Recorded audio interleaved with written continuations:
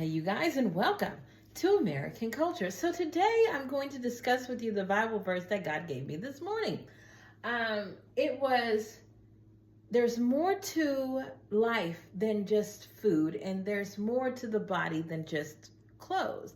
And it goes with the whole I feed the birds and the fishes, why not you? And I always looked at that as being God's way of saying, you can quit worrying, I provide. But I saw it for much deeper today. You see, food is what's nourishing to our life. And he let me know that when we get up and we look for the most bare minimum of thing that we think is going to satisfy, especially in the form of nourishment, once we get it, we tend to not look for anything else. I can speak to this and say it's true because on those days when I fast, my goodness, I'm more productive. I make things, I'm happier, and all this stuff. There's something about once I put food into my body and that vibration of satisfaction is hit that I don't go after looking for more. Once we decide that we're doing something pleasurable that nourishes us, we stop looking for what God is bringing to us to nourish us. Same way with the clothes. That's a covering. You go back to the Garden of Eden, and what did they do when they figured out that they were naked? They got ashamed and they said, let's put on clothes. And we go out there trying to cover ourselves all day. But God is saying, if you just let me provide the covering, you would see what blessings I have. And those blessings will keep you away from the guilt and the shame and all those other hardships. He let me know something else. He said, what happens with most of us is that we get so wrapped up in going for the pleasurable thing that we end up canceling ourselves out of living the purpose. And this is when he told me to go to looking at the story of Abraham and Isaac. Of course, we all know this, that Abraham was prompted by the Lord to go ahead and sacrifice Isaac. Isaac is being the promised child, the plan. And Abraham was going to do this because he had so much faith in God that even if he wanted me to kill him, maybe he's going to bring him back to life. I don't know. But God is, it seems as though I have to kill the promise in order to continue to satisfy the life that he was living. We all know that there was a ram in the bush in the thicket and Abraham didn't have to sacrifice his son. But the thing is, you guys, knowing what I know now, go back to the parable of the sower. To be in the thicket, to be in the bush, it usually means that you are being choked up by worries and fears and a lack of wealth and even not seeing yourself as worthy. And so what that ram was this was a pleasurable thing, suitable for sacrifice, something bare minimum that you could easily get rid of, but it was wrapped up, being held in place by all these worries and fears and lack of you feeling wealthy in your own concept of self-worth. So God let me know, number one, at no point will he ever say, kill the promise in order to keep moving forward with the plan. That's not happening.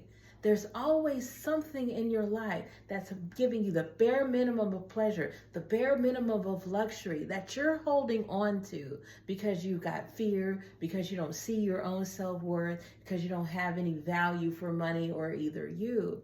And he's saying, if you look over there and if you can untangle it, if you can get that ram, that very basic pleasure, if you could get that ram out of the bush, if you can unravel it from there, sacrifice that, and the purpose will be able to live on. God doesn't want you to lose your humanity. He doesn't want you to lose your dreams, your visions, your side of you. He's not doing that to you. We are. We're doing that so that we can play these certain character roles that we think are going to cover us.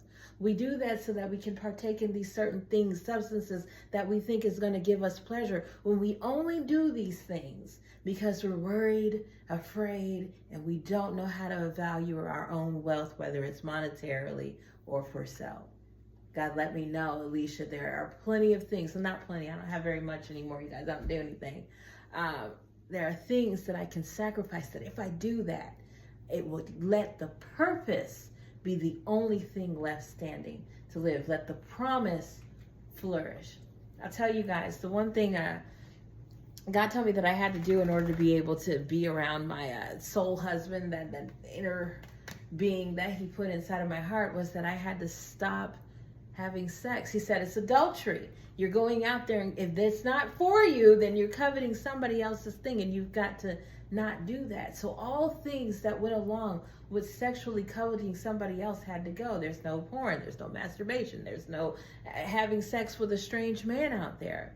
And it wasn't until I got all of those things completely clear to me, I was no longer rationalizing, I can do it myself. I saw this pastor who was talking about this, and just because I don't want to go off into left field with this video, we'll talk about him later, but it's just wrong. You will get to a point to where you stay completely sexually moral, and you're not watching porn, and you're not masturbating, and you're not having sex, and you're not doing all that stuff. And it wasn't until I completely got myself at that point that I was like, oh, wait a minute.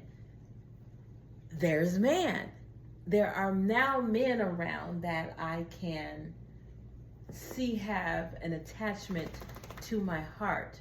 So there's always going to be something that we're doing that's pleasurable, whether it's the job, whether it is a substance that we take, whether it's something that we watch, an activity that we partake in. But it's the bare minimum of the experience that God has for us. We're holding it in place because we're fearful, because we don't think that we're worthy, because we don't think we have any money. And he's saying, if you would just sacrifice this stuff, this pleasurable stuff that is no longer servicing of you, then you would let the purpose and promise flourish accordingly. So yeah, it's so much more to that whole one little phrase that it's not just about, hey, there's more to life than food. There's more to, covering yourself than clothes, and I'll provide for that. He's telling you, you're going to have to sacrifice in order to be able to give the purpose and the promise as much room to flourish. But he's always going to have, you're always going to have something to give up instead of having to give up the purpose and the promise. And it's those little things that we hold on to, that bare minimum that we get up every single morning and try to look for the bare minimum of thing that's going to satisfy us. That doesn't. So again, God let me know today to stop settling for the bare minimum. He will take care of all of the foundational things. It is for me to live purposefully. It is for me to live in the promise. In order to do that, all of these bare minimum things that I am holding on to, that I think give me pleasure based off of, it providing some relief from my worry or canceling out my idea of unworthiness. I can let that go. If I can sacrifice that, my promise will be able to flourish accordingly. Have a blessed day, you guys.